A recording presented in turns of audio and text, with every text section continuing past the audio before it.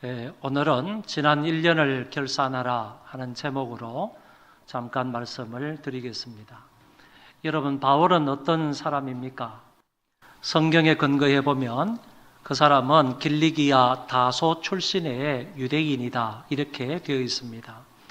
유대인이다 하는 이 말은 구약 성경을 중심으로 해서 유일신 하나님을 믿고 있는 사람이다, 이런 의미를 담고 있는 것입니다. 뿐만 아니라 그 사람은 가말리엘 문화에서 율법 교육을 받았다라고 합니다. 가말리엘이라는 사람은 당시에 최고의 율법학자입니다. 그리고 그 밑에 있는 문화생들은 하나님의 말씀을 중심으로 해서 각종 율법을 배운다는 상당한 자부심을 가지고 살았던 사람이 그의 문화생들입니다. 더 나아가서 보면 그는 열심히 하나님을 믿고 섬겼던 인물로 장래가 촉망되었던 인물이라고 할 수 있습니다. 장래가 촉망되었던 것은 대제사장으로부터도 인정을 받는 인물이었기 때문에 그처럼 미래가 참 희망이 있는 그런 사람이다라고 볼 수가 있다는 것입니다. 그리스도를 믿는 사람들을 박해하게 되는데 이 사람이 왜 예수를 믿는 기독교를 박해하게 되느냐 하면은 유대교에서는 유일신 하나님만 믿고 있었던 겁니다. 그런데 기독교에서는 예수도 신이다 라고 하면서 예수를 하나님처럼 섬기고 있기 때문에 이건 분명히 저 집단은 잘못된 집단이다, 이런 의미에서 유대인이었던 이 바울이 결국 기독교, 교회를 박해하고 핍박하게 되었다, 그런 얘기입니다. 그래서 예수 믿는 사람들을 잡아 가두는 일을 했고 뿐만 아니라 스데반을 죽이는데 앞장서서 결정을 했던 사람이 바울이기도 합니다. 그런데 이 바울이 어떻게 해서 예수를 믿게 되었는가?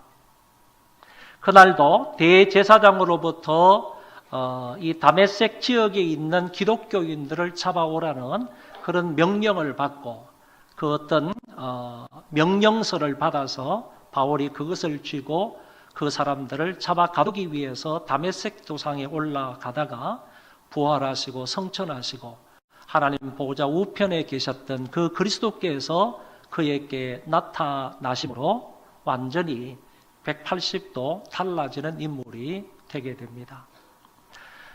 이 사람은 그리스도의 죽음과 부활과 성천 그리고 지금도 살아계신 통치자이심을 그 자리에서 인정을 하게 되고 더 나아가서 그 사람이 바울이 성령으로 충만하게 되어서 다메섹 성에 올라가서 곧장 예수가 그리스도이다, 하나님의 아들이고 메시아이다 하는 사실을 전파하게 됩니다.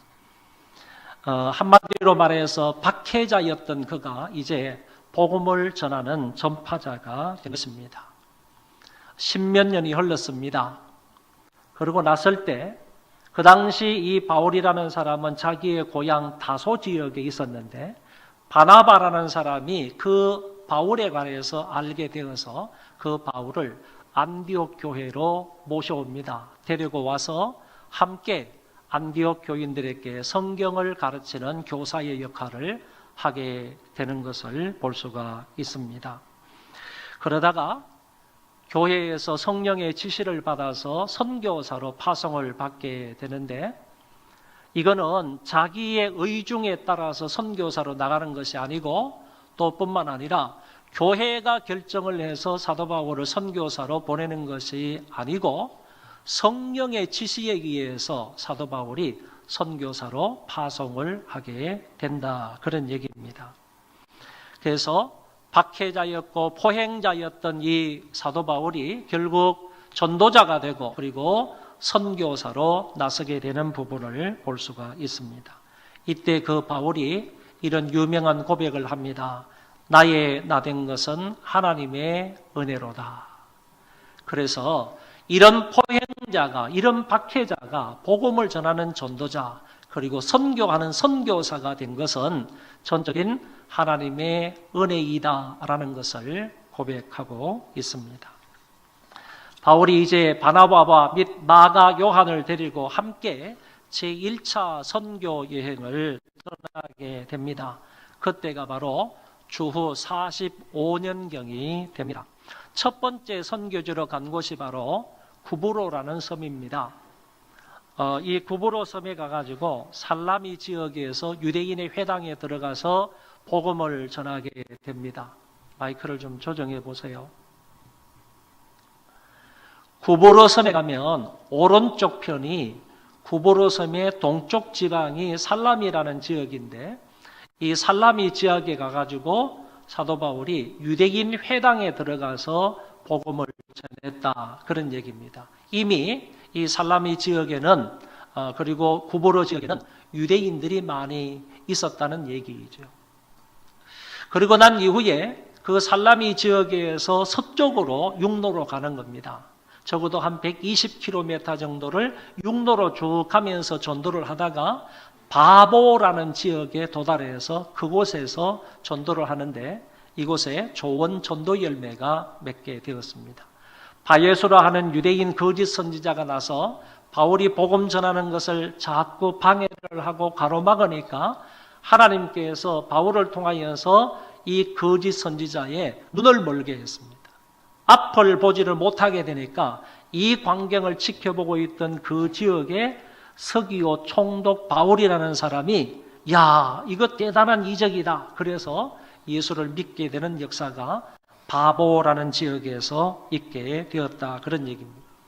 바울은 생애 중에 첫 번째 이적을 바보 지역에서 행했다는 말이고, 더 나아가서 그것으로 인하여서 첫 번째 공식적으로 서기오 바울이 예수를 믿게 되는 역사가 이곳에서 있었습니다. 여러분, 이 구브로 섬은 지금 키프로스 공화국이라고 하는데 북쪽 키프로스하고 남쪽 키프로스가 지금 나눠져 있습니다. 그렇지만 나라가 두 개라는 것은 아니고 한 나라인데, 이 한 나라 키프로스 공화국이 지금 재정적인 여러 가지 어려운 상태에 있다 하는 것을 여러분도 신문을 통해서, TV를 통해서 잘 알고 있으리라 생각합니다. 조금 전에 말씀을 드렸던 이 살라미 지역은요, 유럽 최고의 관광지고 휴양지입니다. 그래서 이런 말이 있을 정도입니다. 돈이 없으면 살라미 지역에 출입을 할 수가 없다.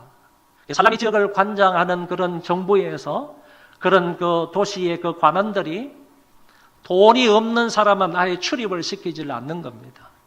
적어도 일주일 정도, 2주일 정도 이곳에 머물면서 충분히 휴양을 하면서 돈을 쓸 수 있는 그런 여력이 있는 사람만 이곳에 들여서 그곳에서 돈을 쓰게 한다 하는 이런 얘기도 있습니다.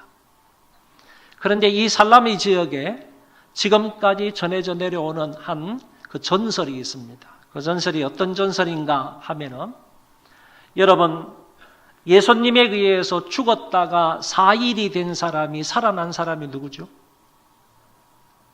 죽은 지 나흘이나 된 사람인데 그 사람을 예수님이 살려주셨는데 그 사람이 누구죠? 나사로라는 사람입니다. 그 나사로가 예수님의 능력에 의해서 살아나서 그 베세다 지역에 복음을 전하고 있었는데 유대인들로부터 박해를 받은 겁니다. 유대인들이 싫어하는 겁니다. 그래서 이 나사로가 북쪽을 향해서 쭉 올라가다가 어디까지 가게 됐는가? 바로 여기 구브로 섬까지 왔다는 겁니다. 이 구브로 섬 살라미 쪽에서 열심히 전도하고 있는데 사도 바울 일행이 구브로 섬에 도착을 한 겁니다. 그래서 제가 나사로입니다 라고 소개를 하면서 거기에서 만났는데, 바울이 나사로에게 안수를 해서 그곳을 목회하는 그런 목회자가 되었다. 그 사람이 그 교회를 열심히 섬기고 많은 사람들에게 복음을 전했는데, 지금도 가면 그곳에 살라미 쪽에 나사로 기념교회가 이렇게 아름답게 세워져 있다라는 얘기입니다. 바울 일행은 이 구브로 섬 왼쪽에 있는 바보 지역에서 배를 타고 위쪽으로 올라가게 됩니다. 아시아 끝자락인 버가 항구에 도착을 하게 됩니다. 그런데 이 버가 항구에서 지금까지 선교 사역에 함께 동행을 했던 마가 요한이라는 사람이 웬일인지 모르지만은 아마도 선교사에게 너무 힘들다, 너무 어렵다, 너무 고통스럽다, 이런 이유에서 마가 요한이 선교사역을 같이 계속 동행하지를 못하고 이곳에서 예루살렘으로 돌아가는 겁니다. 선교사역을 포기하고 예루살렘으로 돌아가는 일이 바로 여기 버가 항구에서 있게 되었습니다. 여러분, 그리고 난 이후에 바울과 바나바 두 사람만이 이제 험한 타우루스 산맥을 넘어서 비시디아 안디옥으로 가게 됩니다. 버가에서 마가 요한이 돌아가고 난 이후에 그리고 이 두 사람의 선교사만 앞으로 있는 이 타우루스 험준한 이 산맥인데 타우루스 산맥을 넘어서 비시디아 안디옥 지방으로 간다, 그런 얘기입니다. 여기 타우루스 산맥에 관한 이런 얘기가 있습니다. 타우루스 산맥에는 기러기들이 많이 산다고 합니다. 그런데 이 기러기들이 상당히 독특한 것이 소리를 꽥꽥 잘 지르는, 많이 지르는 그런 기러기들이 타우루스 산맥에 많이 삽니다. 여러분, 저는 이 타우루스 산맥을 집차를 타고 한번 건너가 봤는데, 집차를 타고 이쪽 지방에서, 버가 지방에서 안디옥까지를 가게 되면, 타우루스 산맥을 넘어서 안디옥까지 가게 되는데, 그까지 넘게 되면 적어도 쉬지 않고 달려도 한 6시간 정도 걸립니다. 굉장히 험난합니다. 조금만 가도 그냥 차가 너무 막 이리 갔다 저리 갔다 하기 때문에 토할 정도로 그렇게 험준한 산맥인데, 그런 산맥을 사도 바울 일행은 그냥 자기들의 발로 짐승도 타고 가는 게 아니라 그냥 이렇게 넘어가야 된단 말이죠. 그러니까 하루 이틀 만에 이 타우루스 산맥을 넘을 수 있는 게 아니란 말이에요. 이 타우루스 산맥에 이런 기러기들이 많이 사는데 꽥꽥 소리를 지르는 이런 기러기들이 많이 산다는 거예요. 기러기들이 많이 사니까 동시에 독수리들도 많이 산다고 합니다.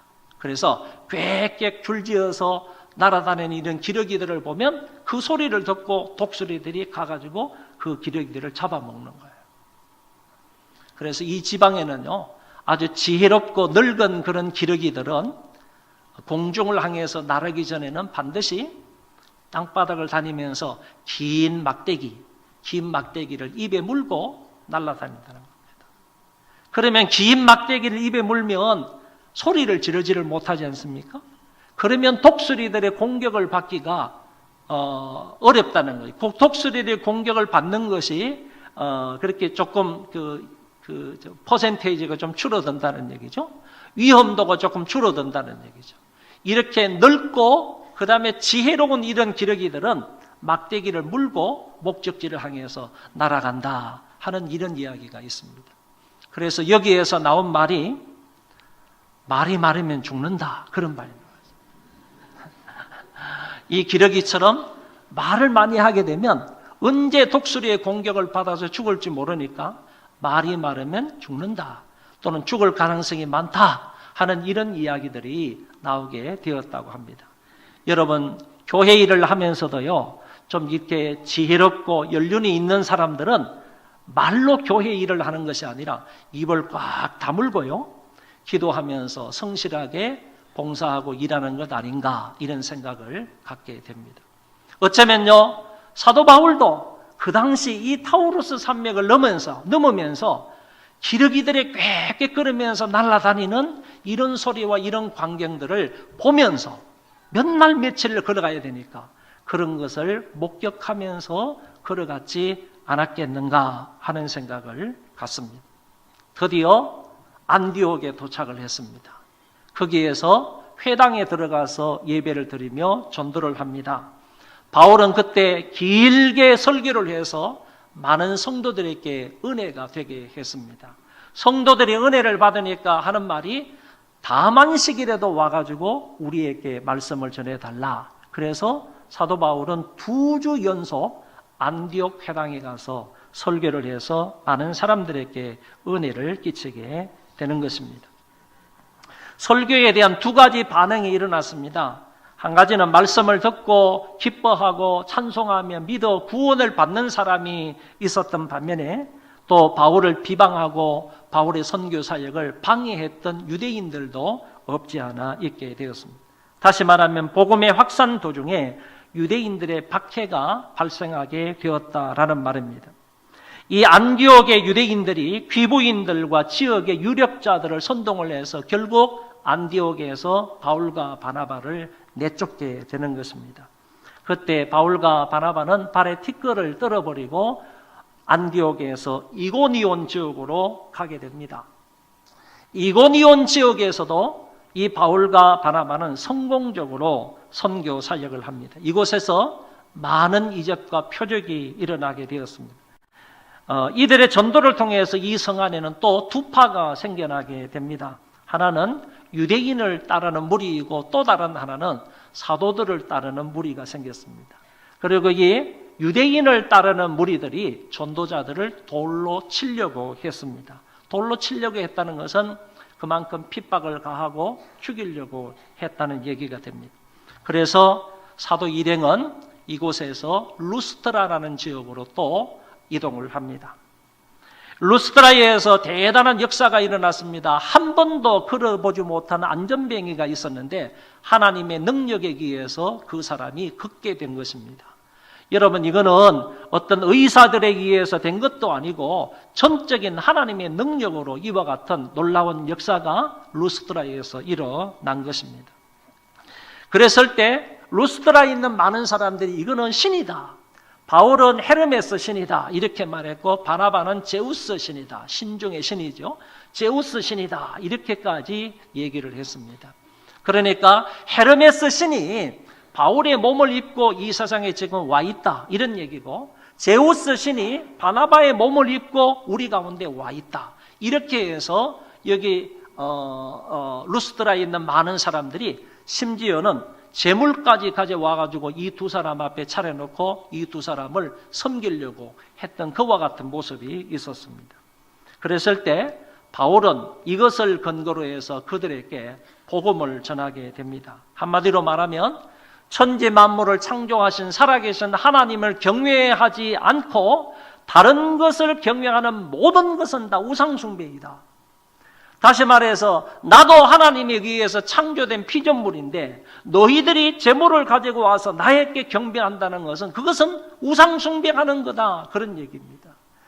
하나님만을 경배해야 되는데 하나님 외에 그를 통해서 피조되고 그를 통해서 창조된 그 어떤 존재, 어떤 것을 경배하는 것은 모두가 다 우상숭배이다. 그런 우상숭배를 하지 말고 너희들은 창조주 하나님, 살아계신 하나님을 섬기라 라는 것을 여기에서 바울이 전했다는 얘기입니다. 그리고 또 이 루스트라에서 바울이 얻은 큰 성과 중에 하나가 바로 디모데가 개종을 했다는 겁니다. 오늘 본문에는 나오지 않지만은 나중에 2차 전도 여행을 할 때 바울이 육로를 통해서 이 루스트라를 들리는 겁니다. 그래서 1차 전도 여행 때 개종을 했던 이 디모데를 데리고 2차 사역지를 향해서 출발하는 것을 볼 수가 있습니다. 이런 것을 볼 때 이 디모데는 1차 전도 여행 때 바울에 의해서 개종된 사람이다라고 얘기할 수가 있습니다.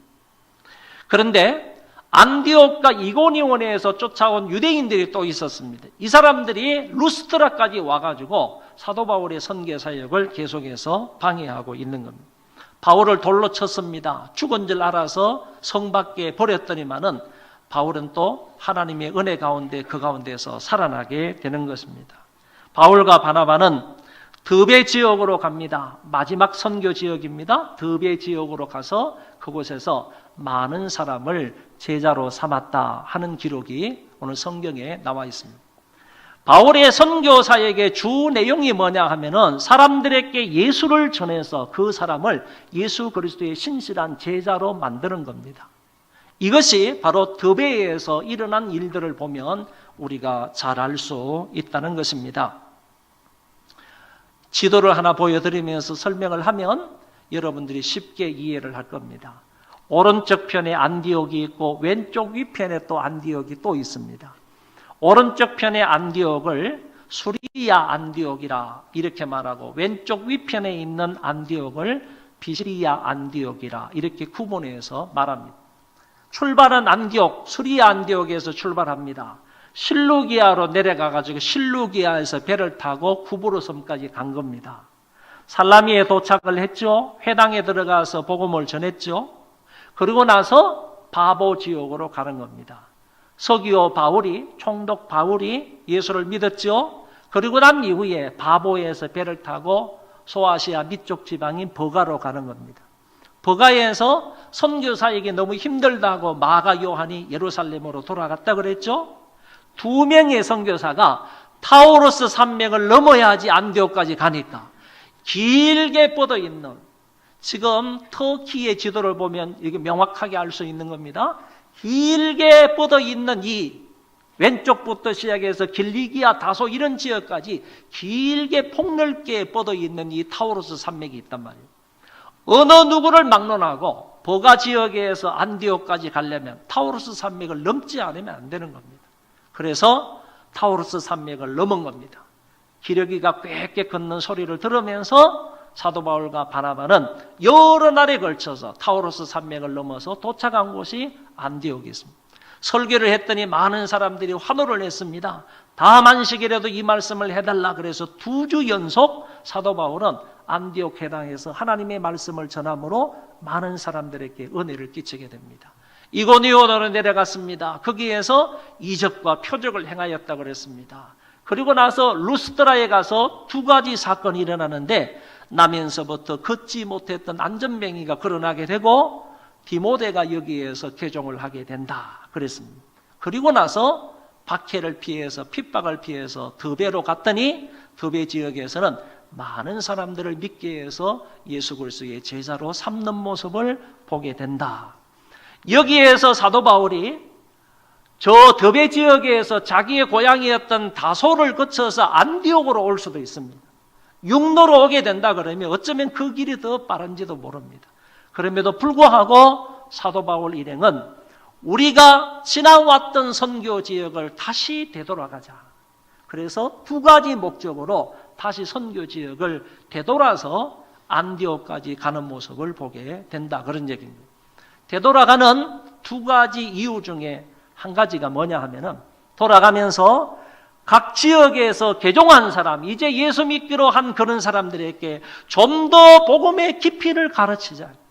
그리고 좀 더 그 사람들을 격려하자. 그래서 믿음을 반석 위에 세워놓도록 하자. 이런 목적으로 사도 바울이 왔던 지역, 드베에서 루스트라, 이고니온, 안디옥, 다시 버가, 아탈리아 쪽으로 다시 되돌아가게 된다. 그런 말씀이고, 2번째는 이제 우리는 왔다가 복음을 전하고 다시 되돌아가서 저들을 권면하고 가르치는 것으로 끝날 것인데 그러면 교회를 어떻게 통치하게 될 건가? 교회를 어떻게 다스리게 될 건가?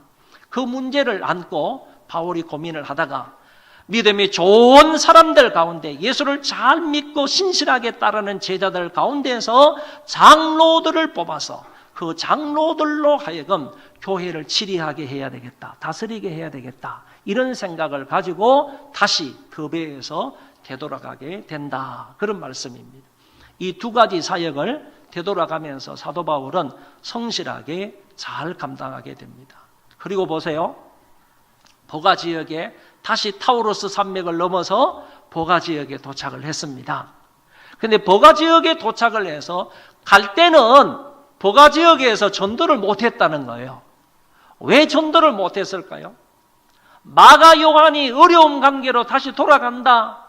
마가 요한은 같이 동행하고 있는 바나바의 생질이에요. 바나바의 조카라니까. 그러니까 마가 요한이 다시 돌아간다 그러니까 선교 지역의 어려움 때문에 이런 고통과 이런 핍박 이런 것 때문에 자기들은 예루살렘에 다시 되돌아간다고 얘기를 하니까 이 문제를 가지고 바나바와 바울이 심하게 여러 가지 얘기를 했나 봐요. 야, 이거 안 된다. 계속 데려가야 된다. 뭐 그냥 가도록 내버려 두자. 뭐 이렇게 해가지고 서로 옥신각신 하다가 버가 지역에서는 전도를 못한 거예요. 그래서 갔다가 다시 되돌아오면서는 버가 지역에서 2 사람이 복음을 전하는 이런 부분을 볼 수가 있습니다.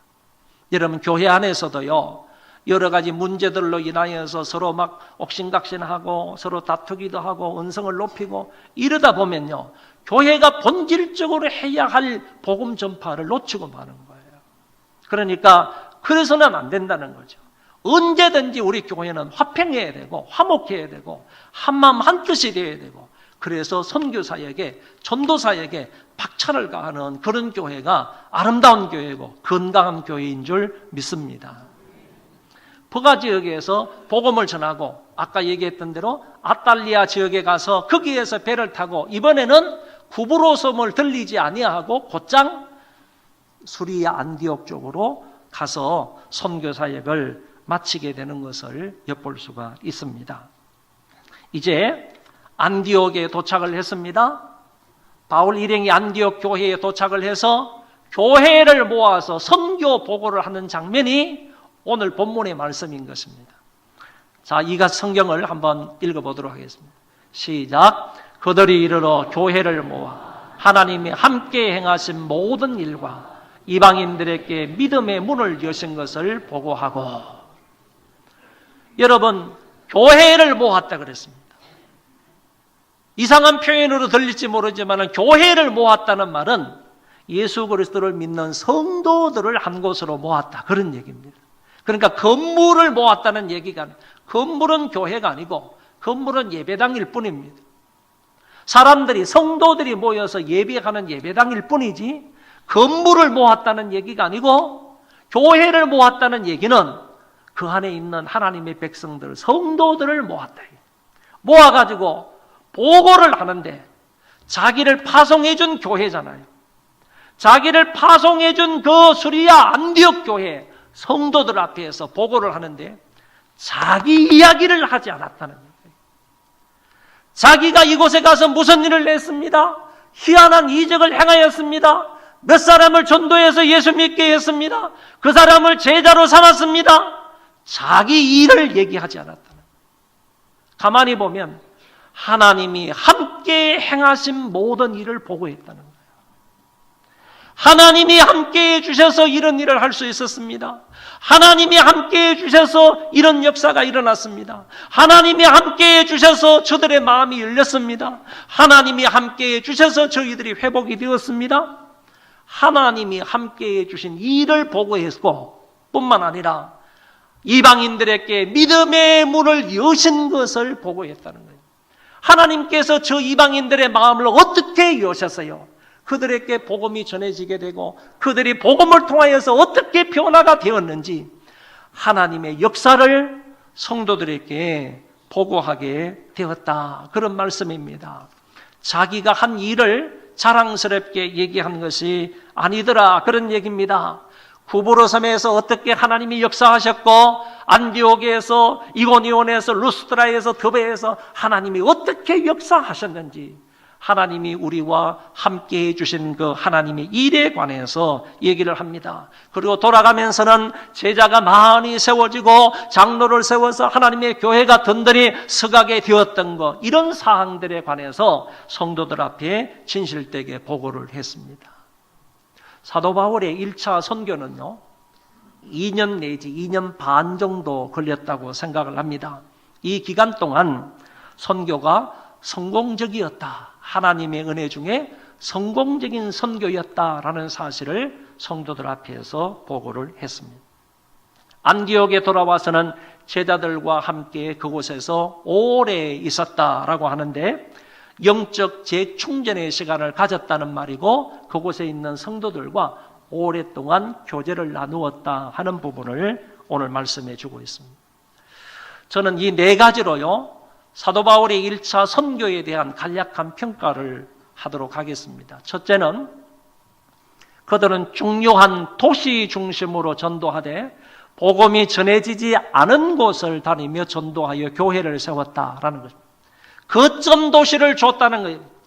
반드시 이 사람들은 거점 도시를 중심으로 해가지고 그 인근 지역을 다니면서 복음을 전했던 사람이다, 그런 얘기입니다. 우리나라 같은 경우에는 초기 선교사들이 들어올 때 이 인천이라는 지역을 통해서 들어왔습니다. 그래서 인천 지역에는 예수 믿는 사람도 많고 교회가 많은 거죠. 그리고 또 부산을 통해서도 들어오게 됐습니다. 평양을 전도하기 위해서 대동강을 타가지고 들어가서 거기 들어가가지고 이 사람들에게 하나님의 이 평양을 중심으로 해서 옛날에 선교를 많이 했다는 그런 역사적인 기록도 나와 있습니다. 일본 같은 경우에는요, 오사카 지역을 중심으로 해가지고 일본에 갔던 선교사님들이 복음을 많이 확산을 시켰고, 중국 같은 경우는 상하이를 중심으로 해서 복음 전파를 많이 했던 것을 엿볼 수 있는데, 이와 같은 거점 도시를 중심으로 해서 복음 선교했다는 이것은 바로 바울의 이 본문, 바울의 이 말씀을 중심으로 해서 그 사람들이 배워서 그런 선교를 했다라고 볼 수가 있겠습니다. 두 번째는 사람들을 제자로 삼아서요, 그들 가운데 더 신앙이 투철한 그런 사람들을 장로로 세워서 교회를 다스리게 했다, 그런 얘기고, 세 번째는 회당에 들어가서 항상 유대인들에게 먼저 복음을 전했다라는 것입니다. 왜 유대인들에게 복음을 전했는가 하면 바울 자신이 유대인이었고, 뿐만 아니라 유대인들은 구약 성경에 다 그 해박한 지식을 가지고 있는 사람이에요. 구약 성경에 예언되어 있는 그 메시아가 바로 예수 그리스도이다라는 사실을 잘 연결만 시켜주게 된다 그러면 그 사람들이 예수 그리스도를 믿는데 어려움이 없단 말이지. 그래서 유대인이었던 사도 바울이 바로 유대인들을 상대로 해서 1차적으로 복음을 전하게 되었다, 그런 얘기입니다. 그리고 이들은 가는 곳곳마다요, 예수 그리스도만 전파하고 가르쳤다 하는 얘기입니다. 원색적인 복음만 전파했다는 거예요. 이런저런 다른 얘기는 하지 아니하고 원색적으로 예수 그리스도가 우리의 구원자이다, 우리의 메시아이다, 하나님의 아들이다 하는 이런 사실만을 그 사람들에게 복음을 전파함으로 그 복음을 들었던 수많은 사람들이 하나님 앞으로 돌아오게 되었고, 곳곳에 그들에 의해서 교회가 세워졌던 것을 볼 수가 있습니다. 사랑하는 소망교회 성도 여러분, 바울 일행이 1차 선교 사역을 마치고 파송교회에 돌아와서 성도들을 모아놓고 이렇게 멋지게 선교 보고를 하고 결산 보고를 한 것처럼 우리도 1년을 뒤돌아보면서 마무리하면서 동일한 보고 또는 동일한 결산거리가 우리에게 있었으면 좋겠습니다.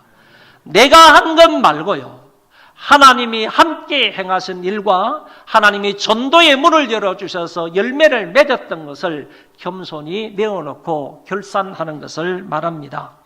하나님이 하셨다고, 그리고 하나님이 우리에게 사람을 보내주셨다고, 하나님이 힘 주셔서 이런 일을 할 수 있었다고, 하나님이 우리에게 복을 주셨다고, 하나님이 우리에게 은혜를 주셨다고, 하나님이 나를 회복시켜 주셨다고, 하나님이 나에게 이런 것을 공급해 주셨다고, 하나님이 내 삶을 인도해 주시고 하나님이 나를 보호해 주셨다고, 이처럼 하나님이 함께 행하신 일을 내어놓고 그리고 하나님께 감사하며 영광을 돌리는 우리 모든 주의 백성들이 되시기를 바랍니다. 이렇게 한 해를 마무리하는 것이 가장 멋진 송년회이고 아름다운 결산이라고 봅니다. 이런 은혜가 여러분 모두에게 있게 되기를 주의 이름으로 축원합니다. 기도하겠습니다.